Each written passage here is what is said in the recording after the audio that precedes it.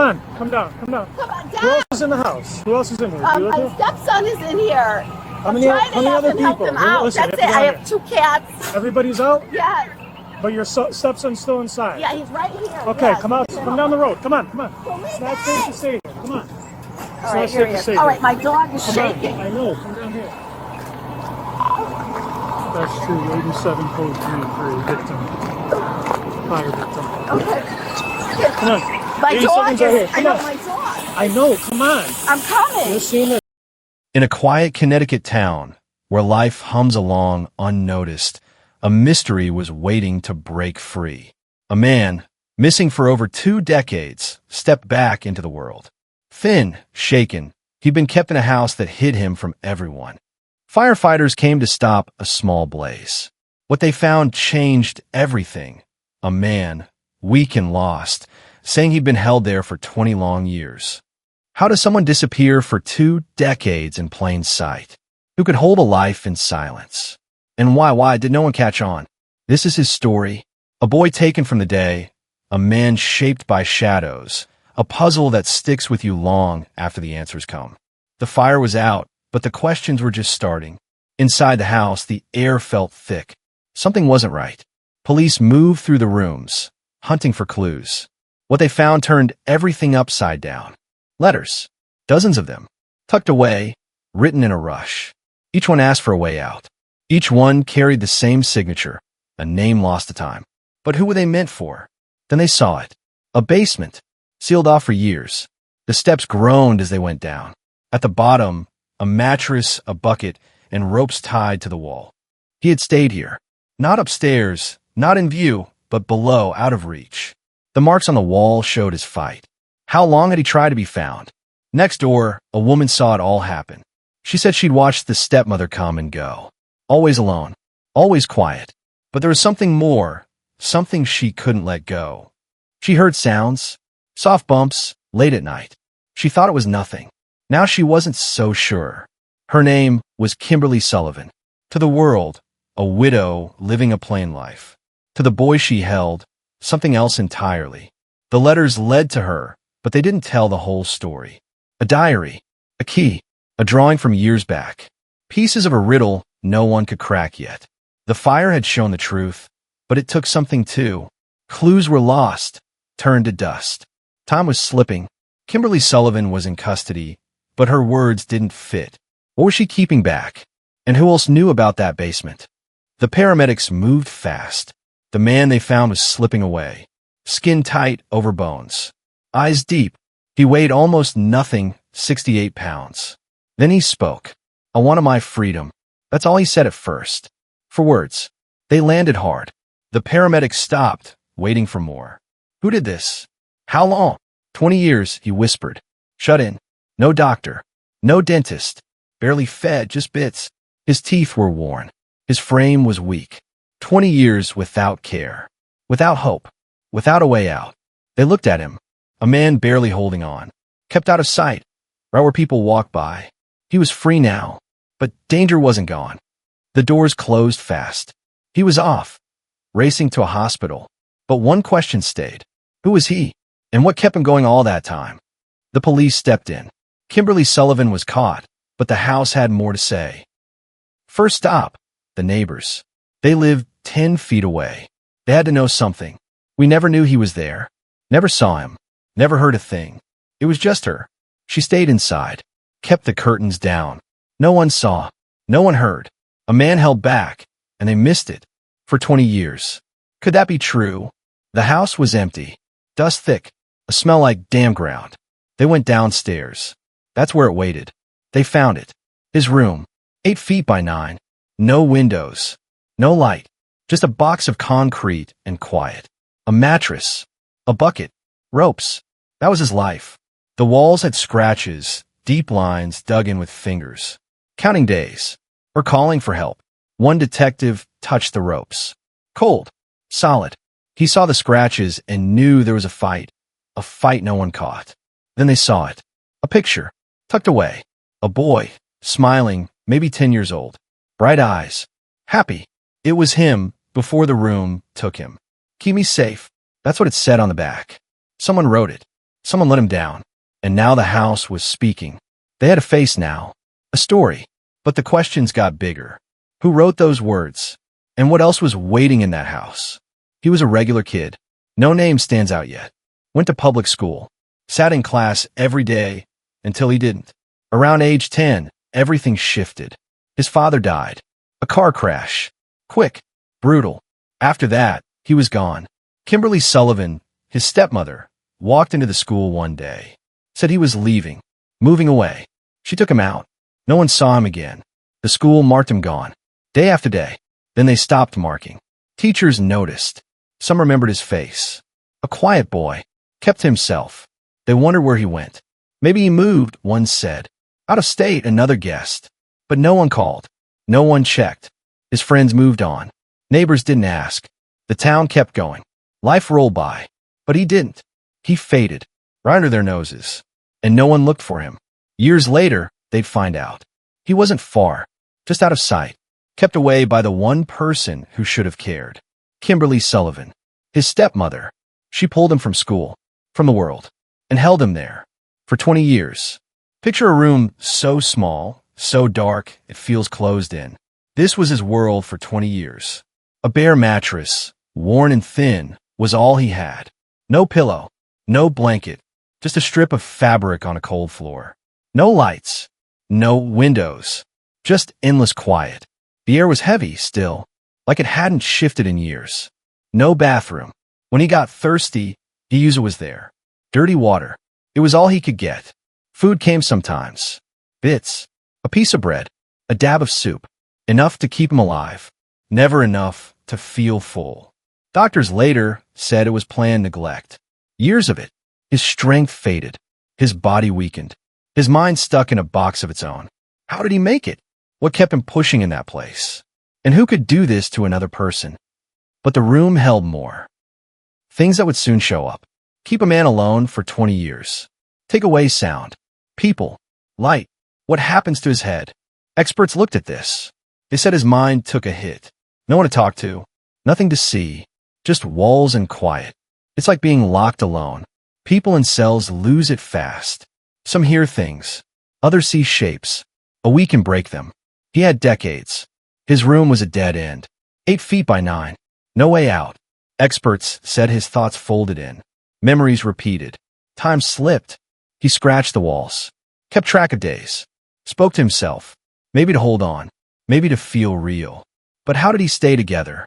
Experts didn't know. One said hope carried him. Another said his mind stretched, bent to make it through.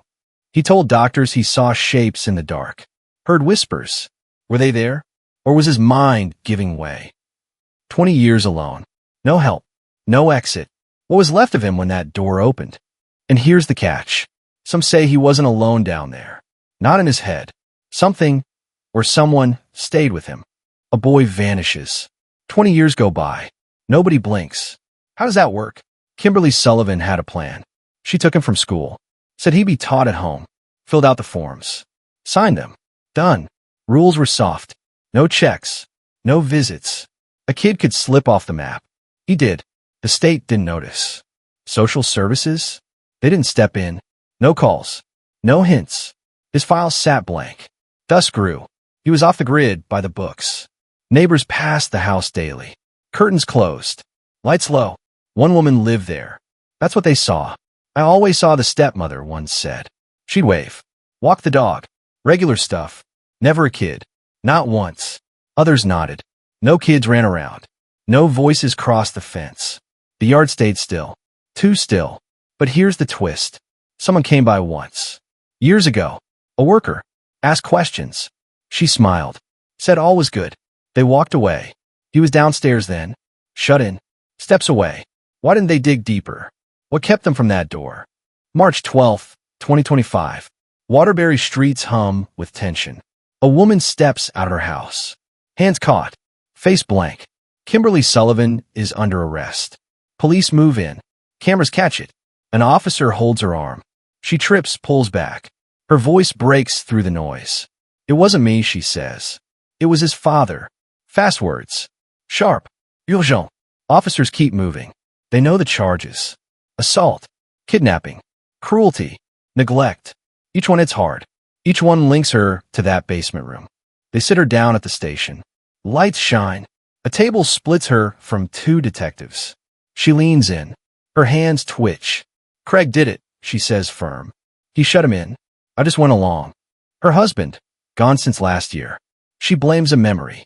Detectives press in. 20 years, one says. You gave him bits. You close the door. She shakes her head. Quick. Too quick. No locks, she bites back. He could have walked. Her story flips. First it's the father. Now it's freedom he didn't take. What's the truth? They show her pictures. The room. The ropes. The scratches. Her eyes slide away. Sweat beads on her face. Investigators dig more. Old school papers turn up. A check from 2005. Someone saw him then. Talked to him. She was there too. Her words stumble. He was fine, she says. But the boy they saw was small.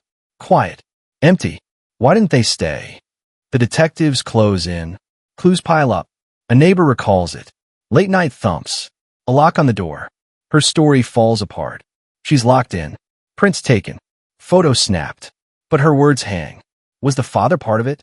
Or is she covering something else? March 13th, 2025. Waterbury court buzzes.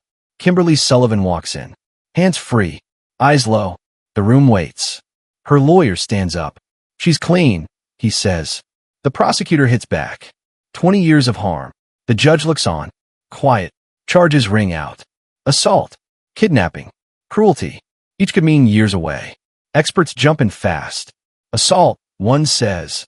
Up to 20 years. Kidnapping adds time. Cruelty stacks more.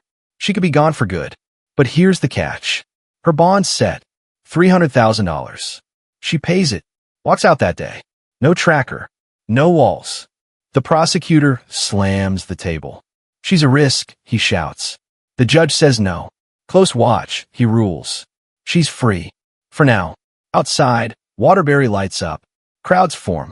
Signs rise. Justice for him. They yell. Voices fill the streets. Online it spreads. Tags flash. Hashtag free him still leads. Pictures fly. His thin frame. Her blank look. How's she out?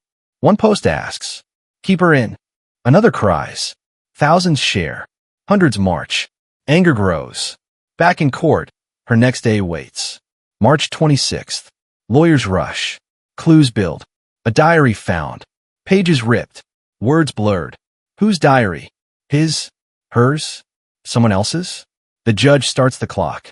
Answers are near, but so are more questions. The crowd outside shouts louder. A marcher holds a photo, him, as a boy, smiling. Free, but let him down first. March 14th, 2025. Waterbury wakes up ready. A man was held for 20 years. Now he's out, but hurting. The town steps up. A woman kicks it off. Posts online. He needs us, she writes. Let's help. A GoFundMe page starts. The goal, $10,000. Money rolls in. Quick. $500 from teacher. $2,000 from stranger. By night, it's $15,000.